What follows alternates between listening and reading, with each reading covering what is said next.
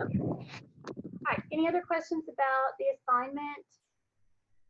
If you do, you're welcome to, I would encourage you to post them in the instructor virtual office so that everybody can see it, because oftentimes people have that same question over and over. And again, if you want some feedback before you do the final submission, you're welcome to email me. Just understand it's going to take me, at least a day and a half to 2 days to get back to you. Also, somebody wanted to know, do we stick to the 10 to 30 words per slide? Yeah, that's good. That's just a sort of standard for PowerPoint design. Your PowerPoint should not be something that, take a magnifying glass to read. You can use bullets. You don't have to write in paragraph form. Just put together a PowerPoint like you're used to doing or you've seen in the past. Okay. Any other questions, guys? All right, and let me switch back over here. I'm going to minimize that, and I'm going to pull up my PowerPoint.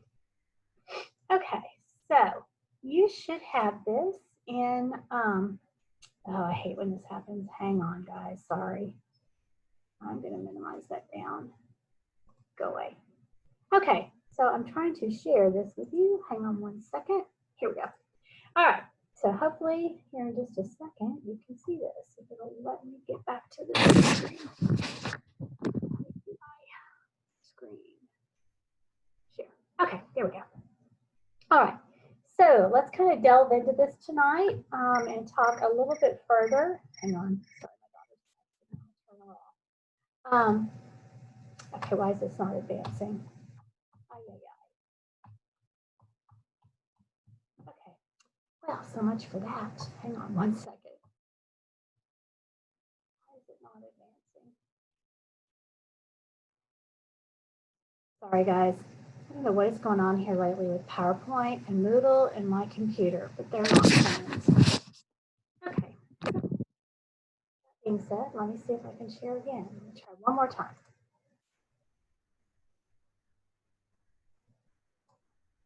Maybe that'll work better. Okay, we'll try that. Okay, so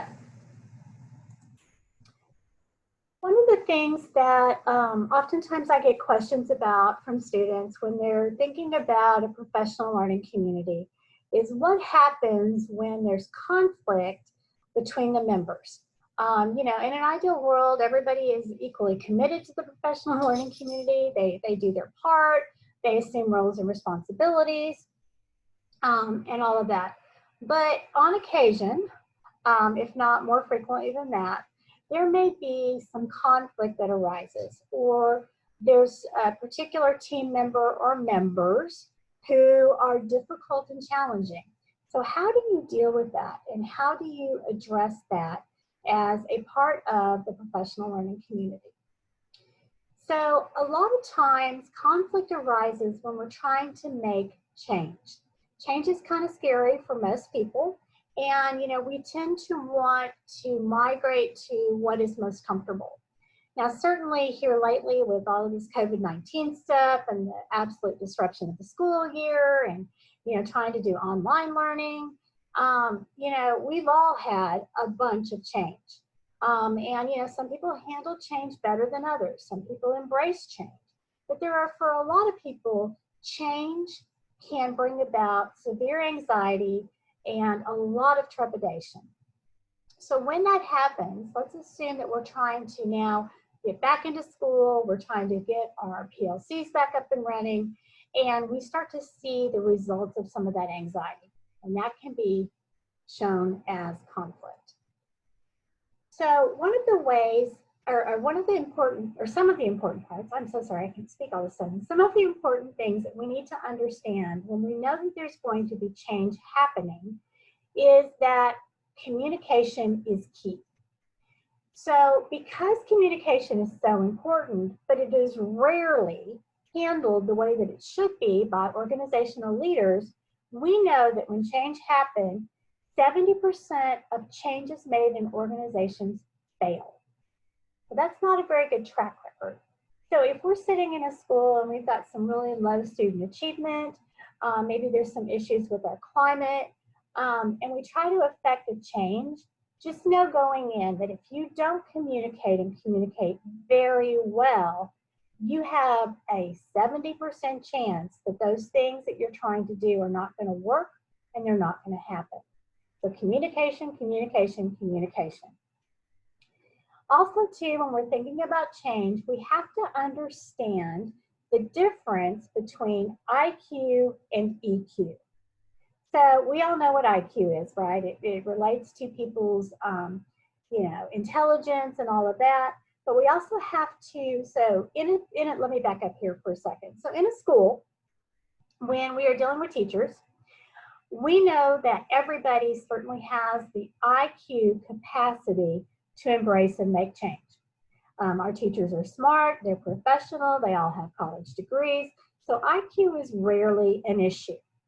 What is more of an issue when we're talking about making change in a school or school setting is EQ, or emotional intelligence. So EQ stands for emotional quotient,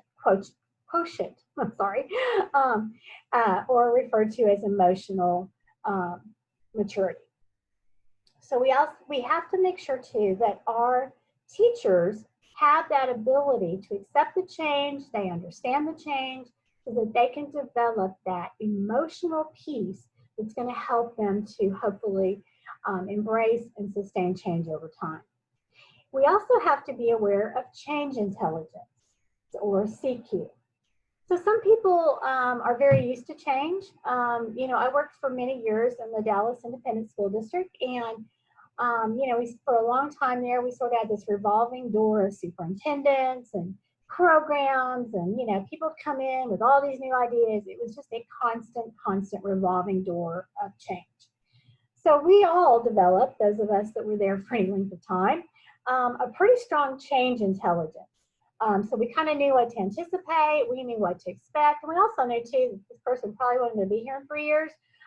So the commitment levels sometimes vary. I also worked in the Irving Independent School District as both a high school principal and assistant superintendent. When I was in Irving, they had the exact same superintendent for 20 plus years. He actually began as a teacher in that district and had been there 40 plus years. So obviously, even though times were changing, testing requirements were changing, student population was changing, there was a lot of stability, particularly with leadership. So when we learned that the longtime superintendent, Dr. Singley, was going to be retiring, you can only imagine how everybody just kind of panicked, because they didn't have a strong change intelligence quotient. So we also need to understand too that in today's world, because everything is now electronic and instantly available and all of those kinds of things, the pace of change is increasing. So it used to be, if you were sitting and working in a school in the 50s and 60s, the amount of change that you experienced was pretty minimal. Today, it is not unusual for change to happen every 6 months, sometimes every month, sometimes every day. And I think we've all seen that with the COVID-19 stuff. We had a staff meeting today with the chancellor, and we were talking about opening it up again in the fall and doing face-to-face classes. And, the plan that we have today may not be the same plan we have tomorrow, because conditions are changing so rapidly. So we have to understand there is a landscape that organizations have to really look at and understand that the pace of change is increasing so very rapidly that it makes communicating about the change and having those open avenues for dialogue is even more important than it's ever been. Okay? So, how do you go about leading change?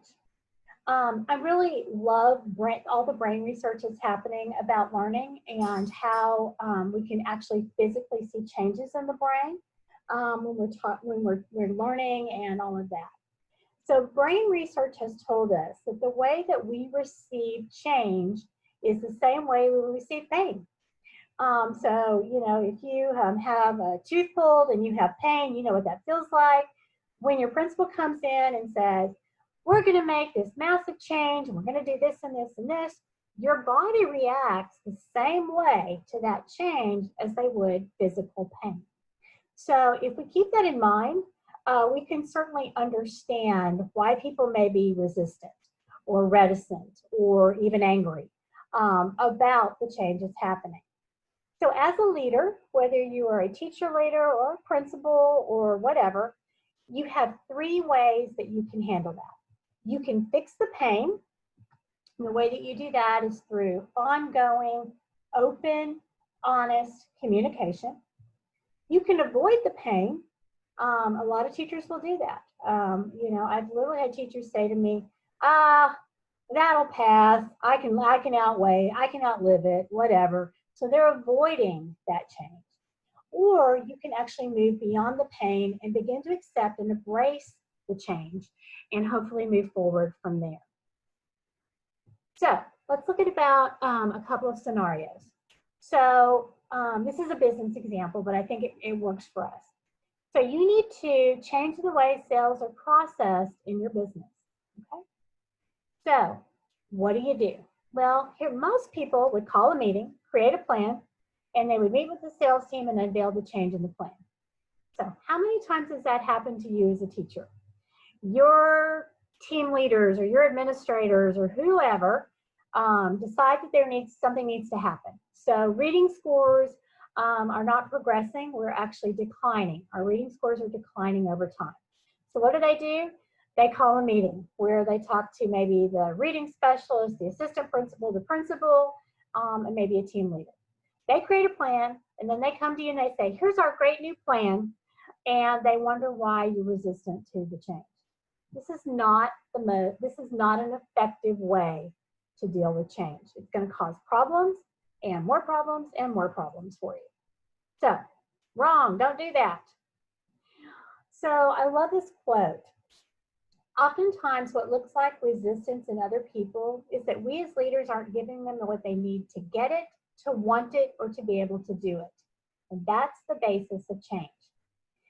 When I was an assistant superintendent in both Irving and in Dallas, one of my responsibilities was to supervise and coach principals. So many times I would go in and I would tell them that I had an assignment for them. I wanted them, we're talking about the data and where their school is and where they need to be and how are they going to get there.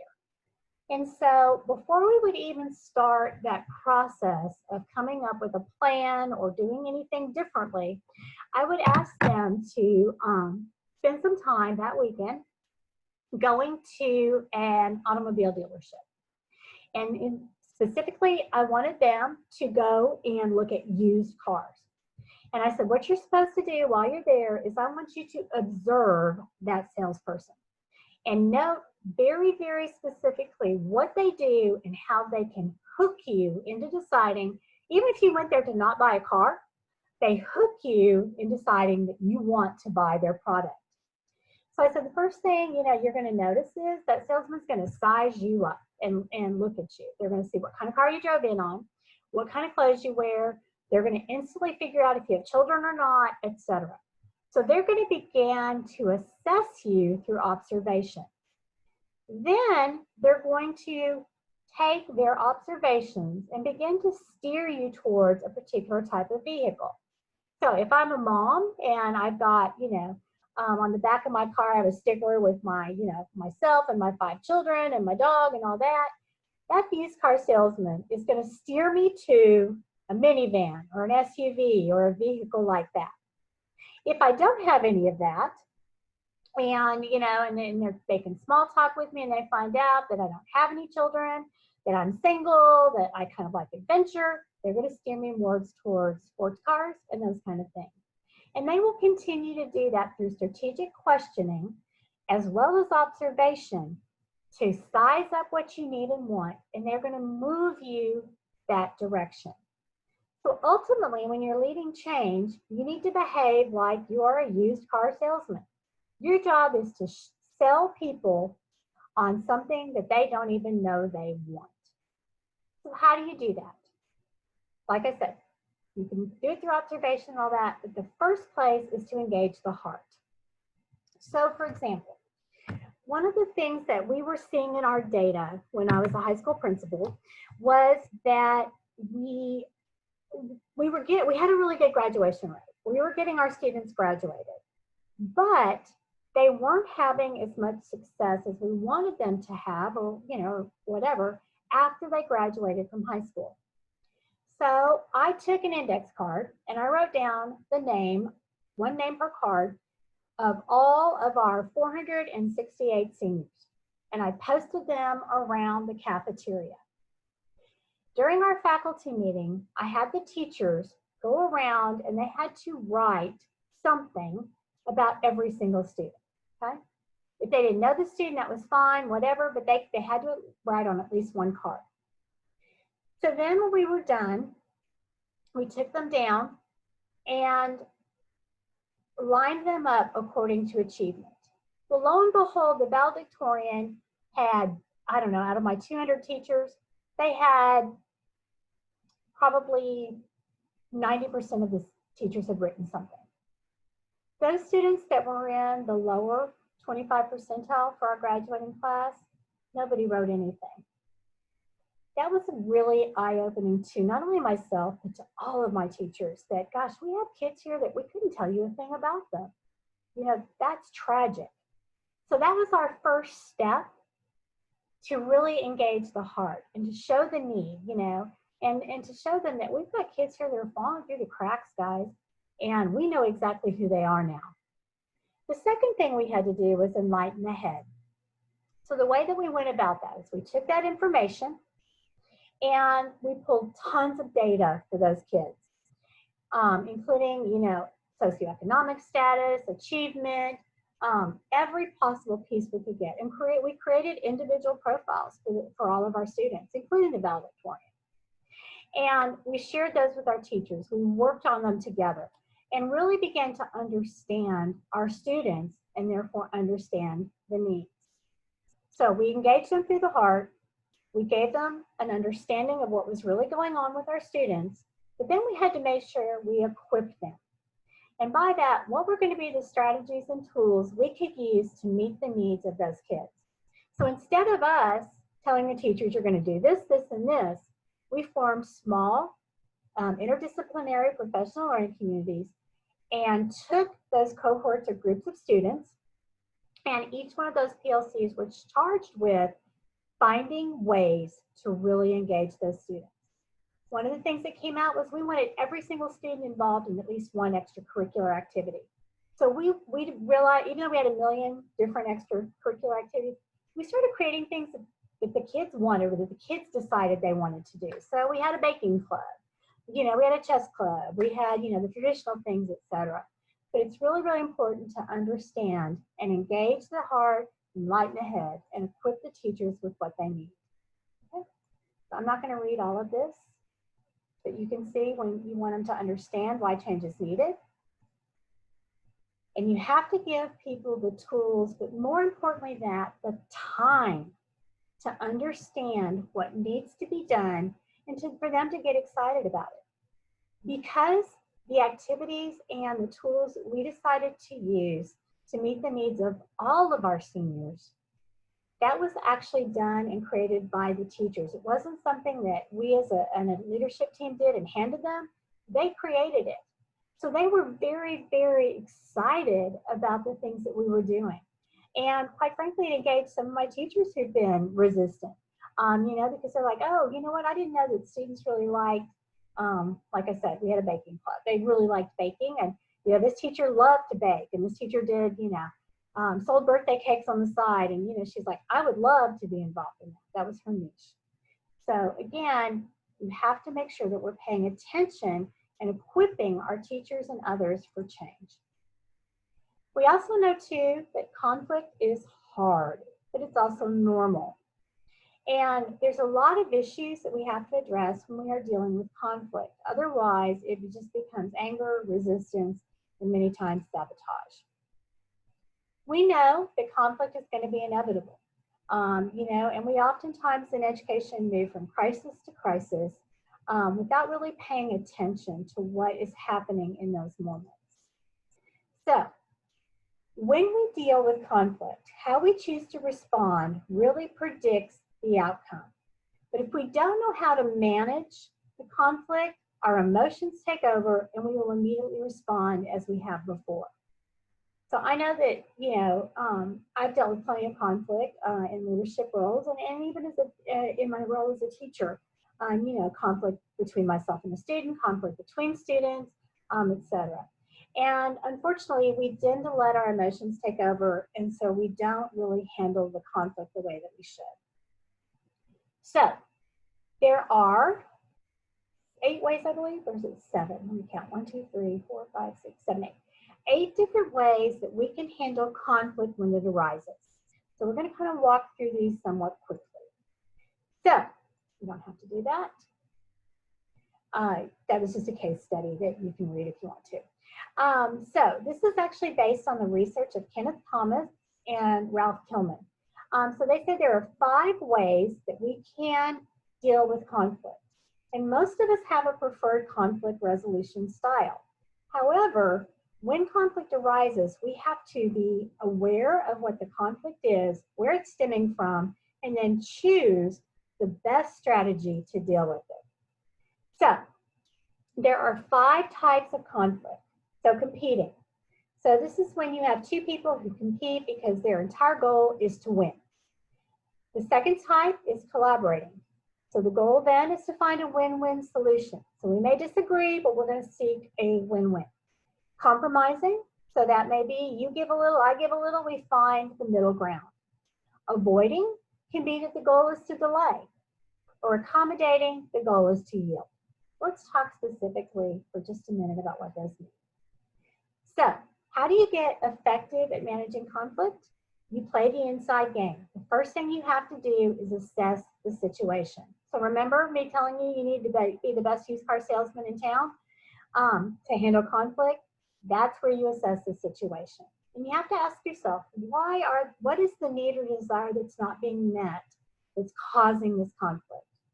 We also have to understand that we own 100% of how we deal with that. Then we can choose how we want to respond, take action, and hopefully come to resolution.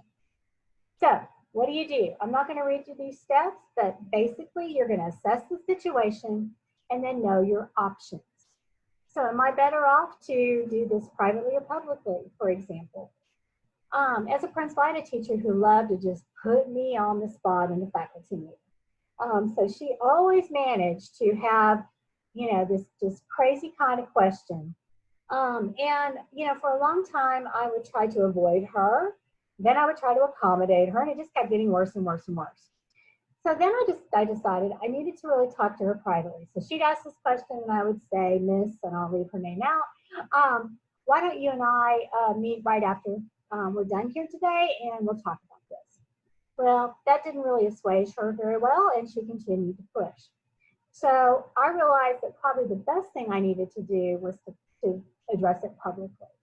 And when I did address it publicly, even if it wasn't what she wanted to hear, and she would push back, and then I would have to fill in my strong leadership skills, it finally began to prevent that from happening. So what do? We don't make promises, and we also make sure that we understand the potential consequences of our options. So what do we mean by that? So for example, if a teacher is having conflict with their principal because they really wanted to teach 4th grade and they've been stuck in 5th grade for all these years, I would always tell the teacher, look, I hear you, I hear what you are asking. Let me do some research, look at some information and data, and I will get back to you. Now understand, if I move you from 5th grade to 4th grade, it's going to be all new preparation. 4th grade is where we test writing, and you haven't taught writing in quite a long time. You've always been our science person, and they don't test, they don't even test science in 4th grade. Whatever, but I would really be clear about what I was doing. And we also have to understand the different perspectives and depend on where people are coming from. But the most important thing you can do is listen, listen, listen. And I always encourage teachers, principals, and others to follow the 90-10 rule.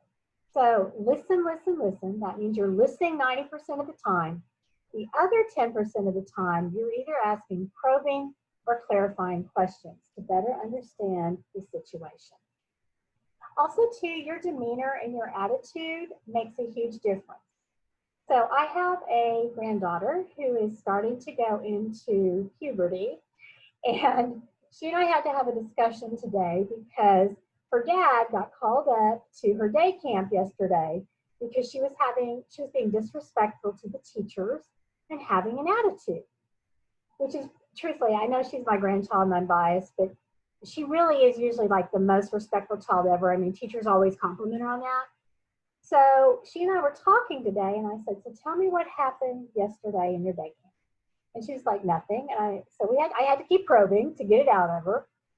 And she said, well, and she explained the situation. And then I said, well, according to your mom and dad, you were being disrespectful to the teachers and had an attitude. And I said, did you have an attitude? And she said, I honestly don't know. And it dawned on me, she was being very truthful. She is at that age right now where she can have a snarky little attitude and doesn't even realize it. I'm sure if you've ever worked with middle school age children, you know exactly what I'm talking about. They get this attitude, they roll their eyes, they do all these things, and they are being 100% honest when they say, I didn't have an attitude. So it's really important when those kind of things happen that we really listen and we keep probing and we clarify. And so I found myself going from grandmother, Nana, into my coaching mode. And we talked about and figured out ways that when she's having these feelings that she doesn't display an attitude, because she's getting in trouble at day camp, she's on her mom and dad's last nerve with the attitude, and she needs to find a different skill set. Final steps, we have to come to agreement. And we can agree in different ways. You can, yes, we've got this, high five. It can be something verbal. It can even be a written agreement. It's also okay to agree to disagree. We still honor and respect different opinions, but I have literally said that probably 1,000 times to students and parents. We're going to have to agree to disagree. We also have to understand how we're going to move forward. And if you're in that leadership role, you may have to do a summary. You may have to do a directive. You may create an action plan. But remember, all of conflict, particularly when you're in a leadership role, is what I say is hierarchical in nature. So it may only be verbal. That may just be a meeting or conference. If the conflict still continues, you may need to escalate it where there's a written resolution or a summary document. If it's something that's really very, very serious, there may need to be a directive or an action plan, or even an employment action taken. So you'll learn more about that in other EDL classes, but just know that that is kind of how this all begins to play out. So how do you know which style to use? So I'm not going to read these to you. You can read them, but you can use the competing mode when you're dealing with it, or the collaborating mode. I'm sorry, I missed the wrong button here. You can use a compromising or avoiding mode, or you can even accommodate. So remember, less conflict equals better results. We need to understand what causes the conflict. And if we don't address conflict, it really can completely disrupt the entire group process. I can't tell you how many people I have dealt with in leadership roles who do not ever deal with conflict. And if you don't deal with it, it's just going to balloon. You've heard that saying, one rotten apple in the barrel will spoil the entire barrel of apples. That's exactly what happens if you don't address and deal with conflict. Also remember, when you're talking about conflict, perception is that reality for the person you're dealing with. It may absolutely have nothing to do with facts or truth or anything like that. But if they perceive a problem, that is their reality. Okay? And we'll end with this quote. The better able team members are to engage, speak, listen, hear, interpret, and respond, the more likely their teams are to leverage conflict than rather than to be leveled by it. Okay? So, with that being said, let me click to exit this and come back to Okay. Okay, so hopefully now everybody can see each other. All right, so yes, so somebody had, I'm just looking real quick. There's reflective, yes, for this week you have the reflective essay due, and then either your PowerPoint or your video and your crosswalk are all due this Sunday. Oh yeah, and then Marco, that's a great question. He asked, is this why we're seeing a new focus on AQ, the adaptability quotient? Yes. You know, particularly in hiring, you know, one of the things that, you know, part of the reason that we do, or I had you guys do the leadership assessment profiles, true colors, compass, etc., so that you can not only put together effective teams, because you need people from each one of those quadrants, you know, whether they're in east, west, north, south, or they're gold, green, orange, blue, you have to have people from every single quadrant on your teams. And I know we began to use that when we were looking at hiring. I did not, you know, it's just, if I could avoid hiring somebody who was completely set in their ways versus somebody who was very adaptable, we definitely looked at that AQ quadrant as well. Yes, you can cite my PowerPoint and the reflective response, absolutely. Any other questions, guys, before I give you a few minutes of your life back tonight? Everybody's good to go? Feel like you're going to ace the assignment, going to ace that reflective essay? Just remember, references, in-text citations, use them, make sure it's more than one, and you'll be in good shape. Okay. All right. Since I'm not seeing any questions, then guys, it is 6:55. I'm going to give you that 5 extra minutes back to your life tonight. Y'all have a great week and weekend, and I will see you guys next week. Take care.